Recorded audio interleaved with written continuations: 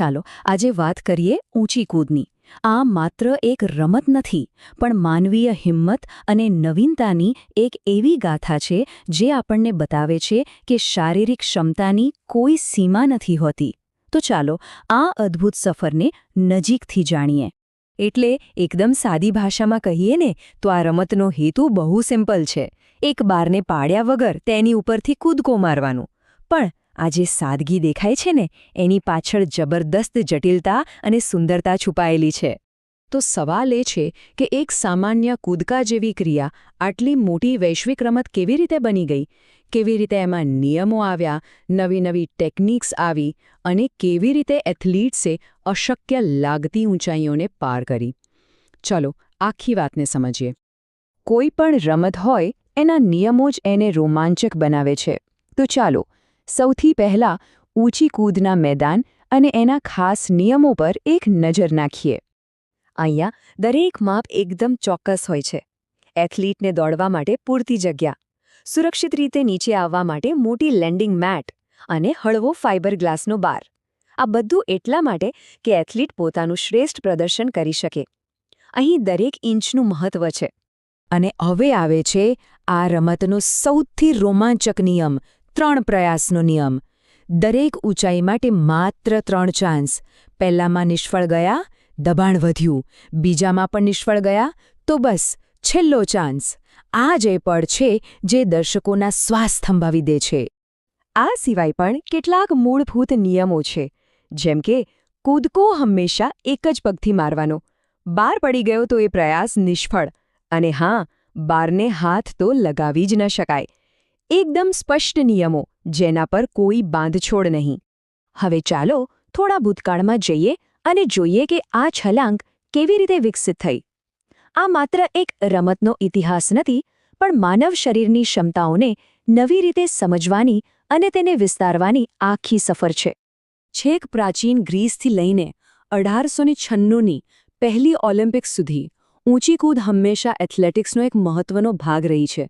પણ પછી આવ્યું વર્ષ 1968 અને એ વર્ષે કંઈક એવું થયું જેણે આખી રમતનું ચિત્ર જ હંમેશ માટે બદલી નાખ્યું. વહેલા કેવું હતું ખબર છે? ખેલાડીઓ બારની ઉપરથી મોટે ભાગે આગળની તરફ કૂદતા હતા. સિઝર્સ, વેસ્ટર્ન રોલ, સ્ટ્રેડલ જેવી ટેકનિક્સ ખૂબ જ લોકપ્રિય હતી. એ સમયે પ્રભાવી હતી, પણ એ શ્રેષ્ઠ નહોતી. અને પછી એક એવી ક્ષણ આવી, એક એવી ટેકનિક આવી જેણે ભૌતિકશાસ્ત્રના નિયમો અને માનવ શરીરની સમજને એક નવો જ આયામ આપ્યો. અને એનું નામ હતું ધ ફોસબરી ફ્લોપ. પહેલીવાર જોનારાને આ બહુ વિચિત્ર લાગ્યું હશે. પાછળની તરફ કૂદવાનું, પણ આની પાછળનું વિજ્ઞાન કમાલનું હતું. આ ટેકનિકમાં એથ્લીટ શરીરને એવી રીતે વાળે છે કે તેના શરીરનું ગુરુત્વાકર્ષણ કેન્દ્ર બારની નીચેથી પસાર થાય છે. મતલબ કે ઓછી તાકાતમાં વધારે ઊંચો કૂદકો. આ ખરેખર પ્રતિભા અને ભૌતિકશાસ્ત્રનો અદ્ભુત સંગમ હતો. તો પછી આટલી કમાલની ટેકનિકમાં માસ્ટરી મેળવવા માટે કેવો એથ્લીટ જોઈએ? કારણ કે આ માત્ર કૂદવાની વાત નથી, આ તો વિજ્ઞાન, શક્તિ અને કળાનું અદ્ભુત મિશ્રણ છે. એક ટોપ લેવલ જમ્પર બનવા માટે જોઈએ વિસ્ફોટક ગતિ, અત્યંત શક્તિશાળી પગ, આખા શરીરમાં જબરદસ્ત લવચિકતા, પરફેક્ટ બેલેન્સ અને સેકન્ડના 100મા ભાગનો ટાઈમિંગ.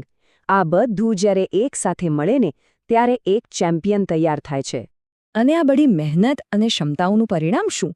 તો સાંભળો, પુરુષોનો વિશ્વ રેકોર્ડ છે 2.45 મીટર, એટલે કે લગભગ 8 ફૂટથી પણ વધારે. જરા કલ્પના તો કરો, એક માણસ આટલી ઊંચાઈ પર કૂદી શકે છે. આ આંકડો માનવ શક્તિ અને દ્રઢતાની કહાણી કહે છે.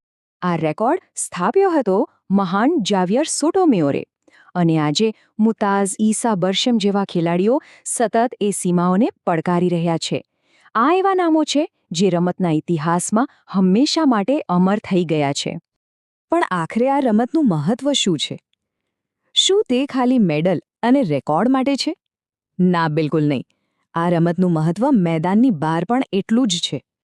આ રમત ફક્ત શરીરને જ મજબૂત અને ચપળ નથી બનાવતી, પણ ખેલાડીનો આત્મવિશ્વાસ પણ વધારે છે. એમાં સ્પર્ધાનો જુસ્સો ભરે છે.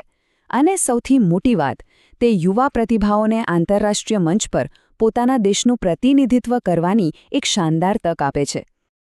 ઊંચી કૂદની આખી સફર આપણને એક જ વાત શીખવે છે કે જે આજે અશક્ય લાગે છે તે યોગ્ય ટેકનિક અને મહેનતથી આવતીકાળનું સત્ય બની શકે છે. તો સવાલ એ જ છે કે માનવ ક્ષમતાની આગામી ઉડાણ કઈ હશે અને તે કેટલી ઊંચી હશે? આ પ્રશ્ન આપણને વિચારતા કરી મૂકે છે.